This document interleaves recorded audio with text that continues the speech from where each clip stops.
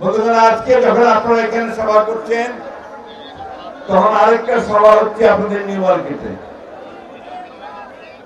ঢাকায় হচ্ছে। দাবিটা কি? দাবি হচ্ছে যে আওয়ামী লীগকে নিষিদ্ধ করতে হবে, তাই না? আমরা এই মাঠে যারা আছি তারা সবাই শুধু নয় বন্ধুগণ, আমরা বাংলাদেশের 18 কোটি মানুষ এই আওয়ামী লীগকে দেখতে চাই না। কারণ এই আওয়ামী লীগ বাংলাদেশ স্বাধীন হওয়ার পর থেকেই তারা এই বাংলাদেশের মানুষের উপর নির্যাতন করে এসেছে, গণতন্ত্রকে ধ্বংস করেছে, এক দলের শাসন ব্যবস্থা বাকশাল প্রতিষ্ঠা করেছে। ওই আমাদের ভাইরা ছবি তুলছেন, টেলিভিশন দেখাচ্ছেন, তাই না?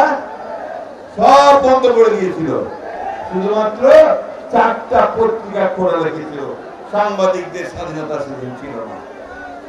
অর্থনীতিকে বন্ধ করে দিয়েছিল, পশ্চিমবঙ্গে ভালো জানেন, এটা বলেন ভালো করে। সেই অর্থনীতিকে সেই জিয়াউর রহমান সাহেব এসে খুলে দিয়েছিলেন। সংস্কারের কথা বলেন, আর প্রথম সংস্কার তো করেছেন জিয়াউর রহমান, একদলীয় শাসন ব্যবস্থা থেকে বহুদলীয় গণতন্ত্র নিয়ে এসেছেন। সংবাদপত্রের স্বাধীনতা দিয়ে দিয়েছেন, বিচার বিভাগের স্বাধীনতা দিয়ে দিয়েছেন, অর্থনীতিকে মুক্ত করে দিয়েছেন। এবং আজকের অর্থনীতির যে ভিত্তি, সেই গার্মেন্টস ফ্যাক্টরি, গার্মেন্টস পোশাক শিল্প এবং আমাদের মানুষদেরকে বিদেশে পাঠানো, এটাও শুরু করেছিলেন শহীদ প্রেসিডেন্ট জিয়াউর রহমান। হাসিনা পালিয়েছে, তাই না? কি হাসিনা পালিয়েছে কিনা? কন্যা কেন? হাসিনা পালাইছে, কিন্তু তার প্রজাতরা এখনো আছে, তারা এখনো ষড়যন্ত্র করছে বাংলাদেশে আবার তাদের রাজত্ব প্রতিষ্ঠা করা। পারবে নাকি বন্ধুগণ? আমাদের তরুণদের সামনে তারা টিকে থাকতে পারবে? তাদের ষড়যন্ত্র চক্রান্ত কি সফল হবে? হবে না বন্ধুগণ। দুর্ভাগ্য আমাদের যে আমরা যাদেরকে দায়িত্ব দিয়েছি আমাদের এই দেশকে একটি গণতান্ত্রিক ব্যবস্থা ফিরিয়ে নিয়ে যেতে, তারা সঠিকভাবে সেই কাজটা এখনো করতে পারছেন না।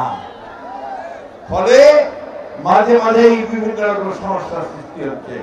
সেই সমস্যাগুলো তাদেরকে আরো শক্তিশালী করার সুযোগ সৃষ্টি করে দিচ্ছে। আজকে আমাদের নেতা জনাব তারেক রহমানের মূল উদ্দেশ্য এই তারুণ্যের সমাবেশগুলোর একটাই, যে তরুণরা আপনারা জেগে উঠেছেন, আপনারাই পরাজিত করেছেন ফ্যাসিস্টকে, আপনারাই দাঁড়িয়েছেন তাকে দেশের বাইরে।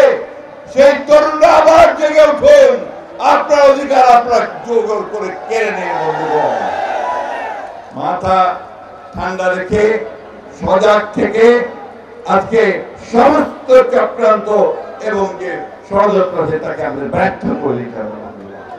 আমরা সেই যুদ্ধ শুরু করেছিলাম 1971 সালে, স্বাধীনতা যুদ্ধ। শহীদ প্রেসিডেন্ট জিয়াউর রহমান সাহেব শুরু করেছিলেন একটা স্বাধীন গণতান্ত্রিক মুক্ত সমৃদ্ধ বাংলাদেশের জন্য। আমাদের নেত্রী দেশনেত্রী বেগম খালেদা জিয়া দীর্ঘ 9 বছর বাউলের সঙ্গীত গেয়ে, গণতন্ত্রের সঙ্গীত গেয়ে তিনি পাঁচে পাঁচে ঘুরে বেরিয়েছেন গণতন্ত্রকে প্রতিষ্ঠা করবার জন্য আপোষহীন মনোভাব নিয়ে।